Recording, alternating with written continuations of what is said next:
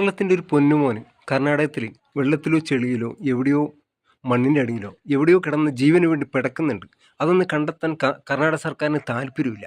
അത് നമ്മൾക്ക് മനസ്സിലായല്ലോ. എന്നാൽ കേരളത്തിൽ ഒരു ബംഗാളി പണം ഉണ്ടാക്കാൻ വേണ്ടി വന്നതാണ്.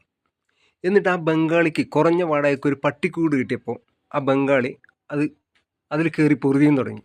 അന്ന് പഞ്ചായത്തിനോ നാട്ടുകാർക്കോ ആർക്കും പരാതിയില്ല.